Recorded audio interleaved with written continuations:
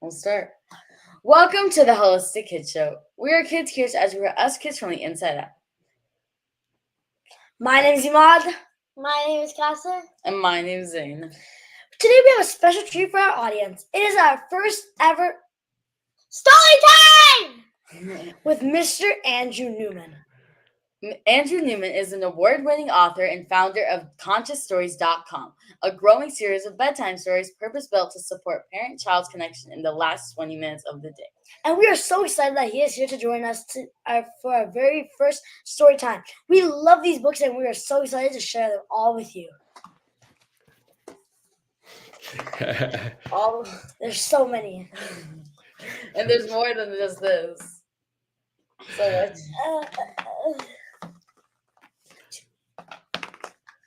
That's so great, guys.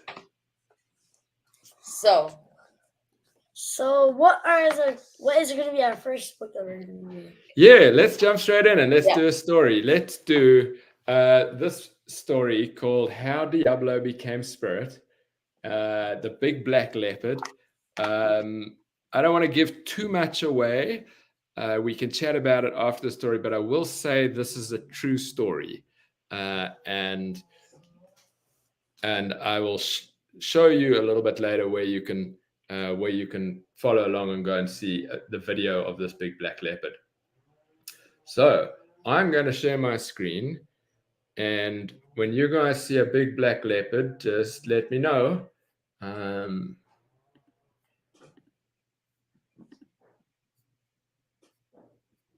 Where'd he go? Where'd he go? There we go. Okay. How's that? Do you see a big black leopard? yeah. Yes. Fabulous. Guys, come, let's do story time. So, all of the stories, I like to start with a little breathing practice. This book is dedicated to all who listen. And I'm going to invite you to follow along with us. So, breathing in, I breathe for me. Nice breath in. I breathe for me. I breathe for you.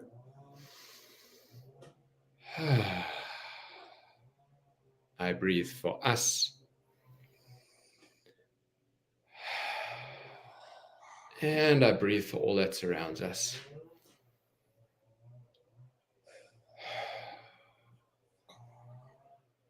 Well, I feel a little bit calmer and more present, and that's exactly why this breathing is here. Hi, my name is Spirit. I'm a big black leopard and I live at the Jukani Wildlife Sanctuary in South Africa.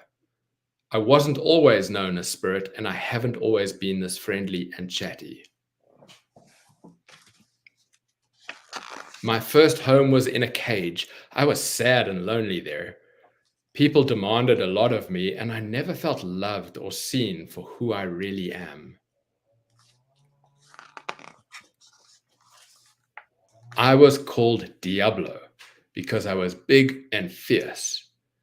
You may not know this, but the word Diablo is Spanish.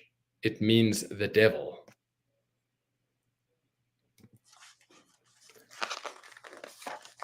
After many years, I was moved from my cage to Jukani Wildlife Sanctuary by a man called Jörg. I thought it would be like my old home, so I hid in my night shelter and snarled at anyone who came close. I couldn't see the difference between Jörg and the people from my past, so I wouldn't let in the love and care that he offered me. He also called me Diablo, but I never felt like the devil inside.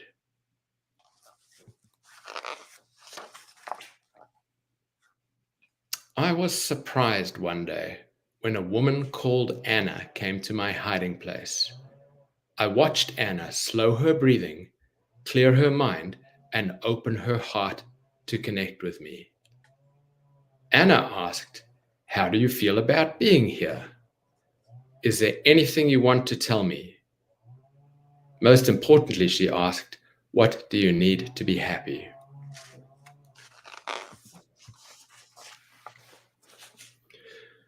To the outside world, it looked like a woman sitting quietly next to a big black cat. But magically, the space between us filled with my answers, that Anna could understand. Sometimes she heard words. Sometimes images appeared in her mind, and sometimes feelings showed up in her body.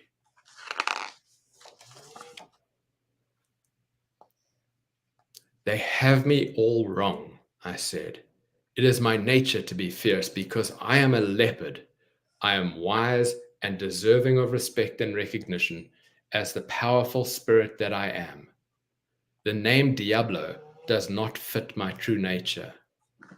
I want it changed.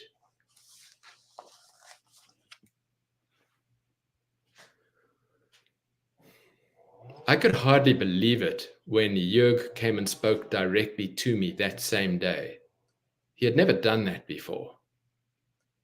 "You're so beautiful," he said. "How?" I grunted. "I don't expect anything of you. You don't have to come out of your night shelter at all." "How?" "I won't make any demands of you. We will respect your wishes." "How?" I'm not sure if it was my heart or his heart that softened first, but things became different between us.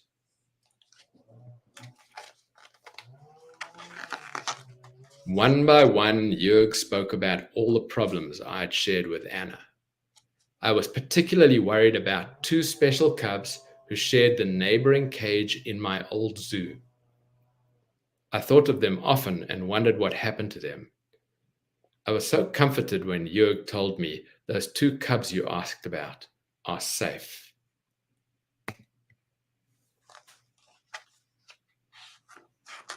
Then Jörg said, "I do not see you as the devil.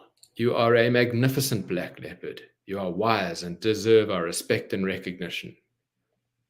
From now on, we will call you Spirit." I loved my new name from the first moment I heard it. It's exactly who I am. That day, I walked out of my hiding place into a new world of friendship and happiness. I've been happy ever since. That's my story. I hope it encourages animals to trust humans and helps humans to remember that we can all talk to each other. Much love and special leopard purrs. Wow. Wow. Yeah. That was a really nice book. Yeah. What do you guys like about it? I liked how I liked the emotion that it brought. Because he started off very like he didn't trust humans, and then he ended off really trusting humans, which is amazing. Yeah. That was only half the journey. The other half was the other way around. For Jörg to soften and to feel his ability to connect more deeply with this leopard. He was very scared. He was so much scared of the leopard. He didn't know what to do because here was this fierce leopard who wasn't coming out of his night shelter, and that meant he had genuine concern for the well-being of the leopard. He loves big cats. That's why he runs this sanctuary. It's amazing how they like connected with their minds, because they probably didn't speak the same language. It was just their heart that spoke to each other, which is amazing. Yeah, that's a very good observation. There's that page there where it says here when they're connecting, and that's right, the heart-to-heart connection. And this is part of we can all learn to communicate with animals better.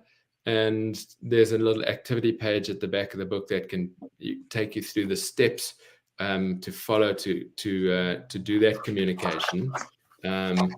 Folks will see it there, the 12 secret spirit steps. And that's why the book is dedicated to listening, because it's a particular type of listening.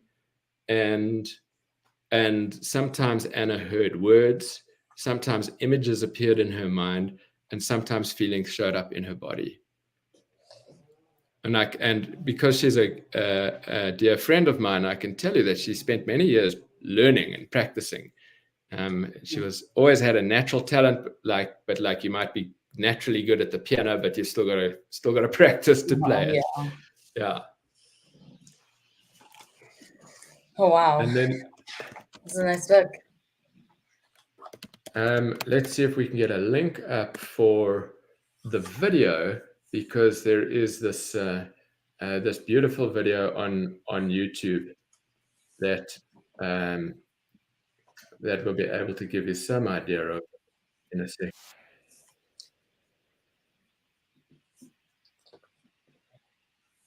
Yeah, so it's how Diablo became spirit is what you would look for, and then the book will pop up, and the other thing that will pop up will be the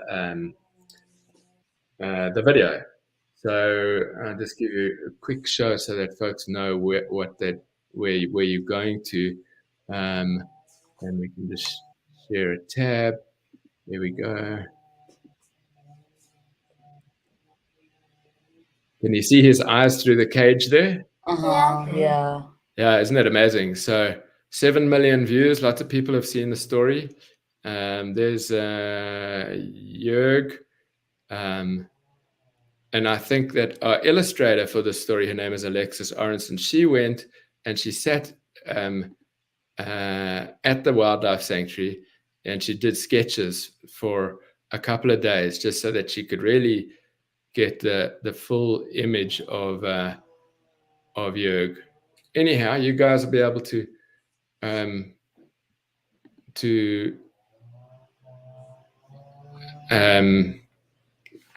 watch it. It's not long. We often do it when I do story time at schools. Often we'll do this one. We'll watch the video and read the book. So it's a good choice, guys. Wow. Any other questions about this story? No, it explained it pretty well. Yeah, I don't know if I have any other questions. Well, it's one thing I'm remembering. Remember in the story, there's that section where Spirit asks what happened to those little cubs that lived next to me in the old zoo. Now, page 18. Yeah, these guys. So Jörg didn't really believe that Anna could talk to the leopard, but he didn't know what else to do, right? He's like, well, let's see what happens. And he said when she asked this question, it was his proof that the two of them were communicating, and because Anna couldn't have known anything about those cubs, and even Jörg had forgotten about them. And what happened, it took a couple of years after the video was made, but Jörg found where those two leopard cubs were, and they also moved back to the sanctuary, and they lived right next door to Spirit again, which is an amazing twist to the story. And then that footprint right at the end, that's his footprint. Oh, we've taken that out of it's scaled down a little bit, just so that it would fit on the page, but that's his print. We took a photograph of it and worked from that, and just wanted his signature on the story. So when did this happen? When did this take place? Is it recent or is it a little older? I think that I'm looking at that video quickly to see if it tells us when it was put out, but I feel like it's maybe 2016 that the video was made. Since then, the sanctuary got even bigger. It moved, it got relocated, got bigger, much more greenery, which was great. And last year, Spirit died at the age of 21, which is a very mature life for a leopard, particularly one who's been in captivity. And there's just this real sense of celebration about who he is and how he was nurtured and looked after. And how the last 10 or 15, 10 years of his life were fantastic. He got the care that he Wow. deserved. Yeah. Mhm. No.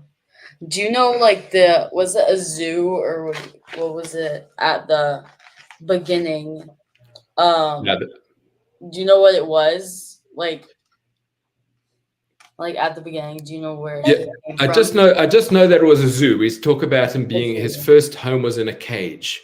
Yeah. It must have been a zoo. I forget the history of which zoo it was. I think that at one stage he might have been moved from Europe to South Africa. Some of that happens because South Africa has the wildlife and the big cat sanctuaries that can take care of these animals much Mhm. better than the European environment can do that. So what happens if you guys ever get out to South Africa and go on safari? You're very unlikely to see a leopard because they're very shy, but Mhm. you get to hang out with elephants. The lions are much less shy, and you'll see in that video, Jurg's got a very special connection with his big cats, and he even sort of plays with some of them, which is amazing to see. That was amazing. Amazing. Cool story, hey? Yeah. What do We you love think, how guys? all your books help us build connections and teach us kids about mindfulness. Mhm. Yeah, wonderful. I want these characters to live and be Yeah. alive and part of the world. It's All of the books, they're so creative and they get the message out, which is amazing. So we need these books today now more than ever because these books really do help us build love, peace, and connection in the world. And nowadays, we're going to need it in the world. So it's so amazing how you're making these books. Thank you so much. Have we got time for another story? Yeah. Yeah. What do you think, guys? Are we doing unicorns or little brain people? Brain people. I'm going to do brain people. Little brain people. Okay, let me make sure I've got that in the background ready to go. And the story is a little bit newer. The story we just did was, I think, book number 7 or 8, and now we're going to jump to Little Brain People. Is much newer. Okay, I'm going to share my screen again, and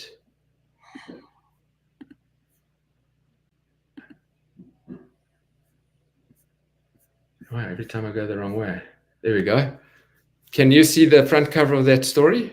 Yes. Yes. Okay, The Little Brain People. Again, illustrated by Alexis. And you can see her different art style. Yes, that one's more realistic. This is more fun. And this one is dedicated to all who think. Okay, who wants to take us through the snuggle breathing? I'm fine with it. Gotham, do you want to snuggle read? Do you want to read us through it? Because if you don't, I'll do it. I'll do it. You can do it? Okay. No, actually, you can do it. Actually, I can do it. Okay. I'll follow through. Okay. I breathe for me. Nice breath in. I breathe for you. I breathe for us. I breathe for all that surrounds us.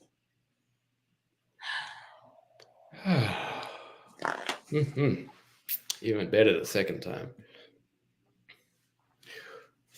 Once upon a time, on a very ordinary day, deep in the center of a very ordinary brain, a scary thing happened. Deep in the center of this brain lived the little brain people. It's like, hello, little brain people, all waving. Hello. And you can see here the little brain people running between the front of the brain and the back of the brain. And let's see what happens. Dopamine was very good at solving puzzling problems and making challenging choices. His twin sister, serotonin, was best at growing feelings of love, joy, and happiness.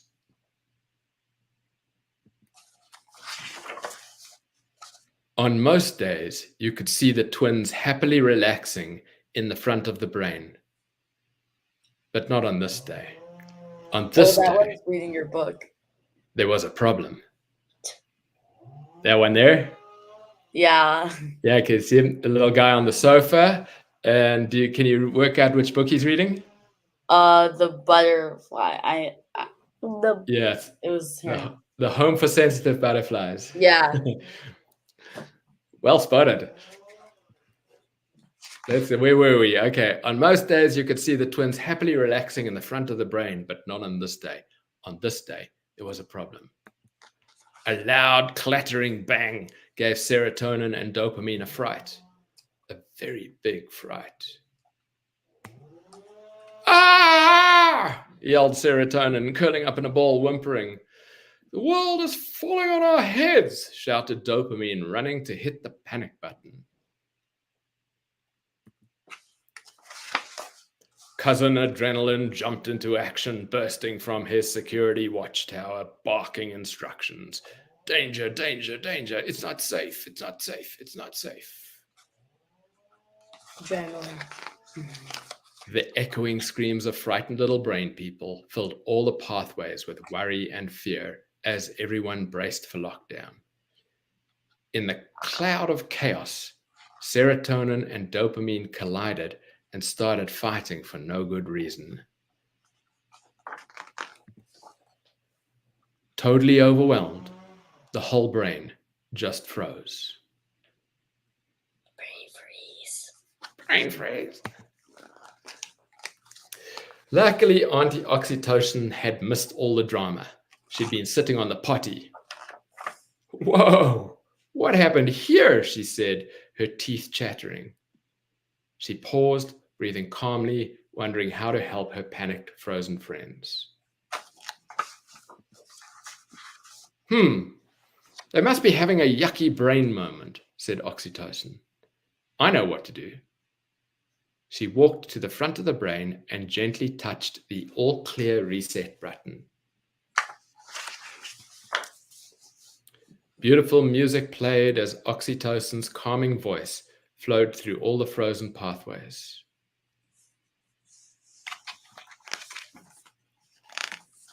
You are safe. You are safe. You are safe.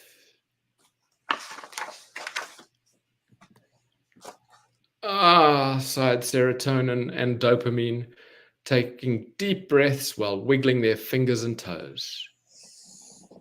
Oh well, huffed Adrenaline as he sulked back to the watchtower, knowing that his job was done.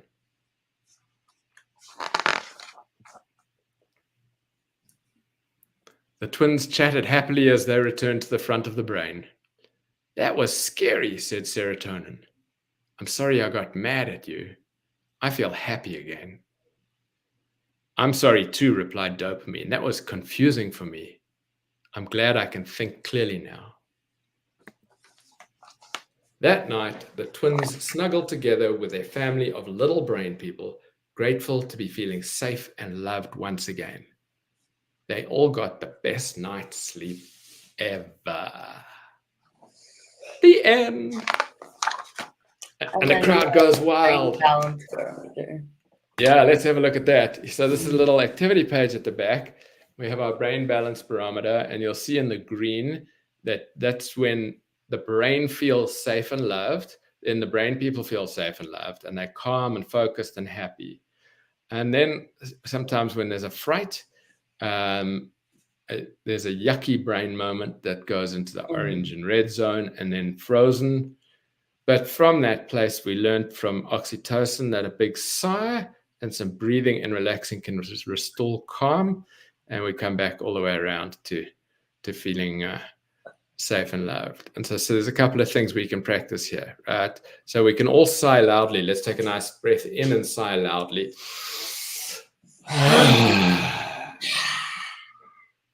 And it's kind it kind of, I don't know, my shoulders go a little bit softer. Now, sometimes when we have a fright, we start to breathe like into our shoulders, like our shoulders go up and down when we breathe in and out. But actually what we want is our belly to go in and out.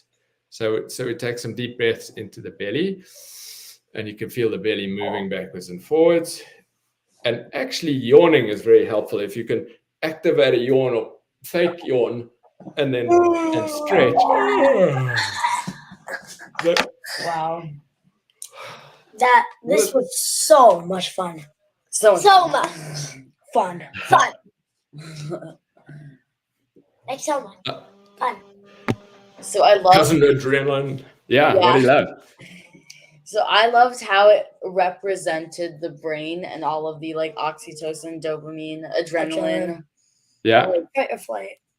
Like all of them, they kind of represented like these are different of the part, like not parts. They're like the neurotransmitters technically is what they are. Yeah.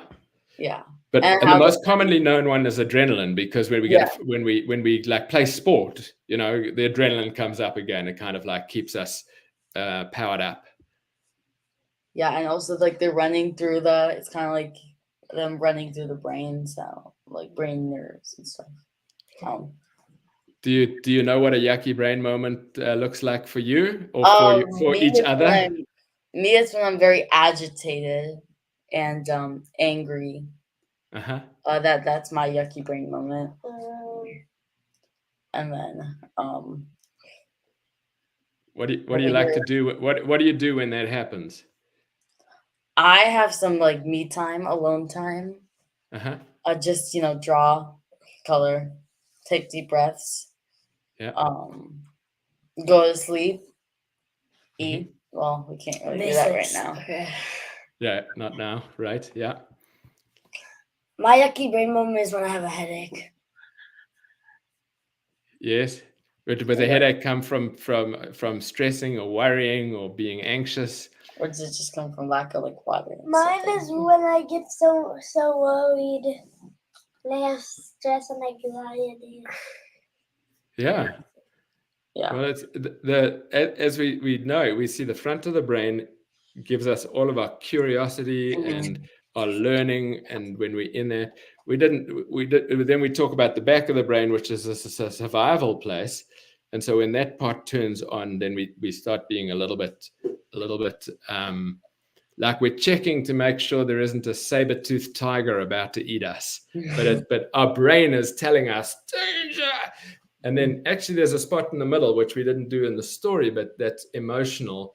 And that spot, when it turns on, then we start to worry. Am I loved? Am I loved? Am I still loved? Am I still loved? Am I still loved? And so there's also we got to kind of remember that we're safe, and then remember that we're loved, and then the front brain comes back on.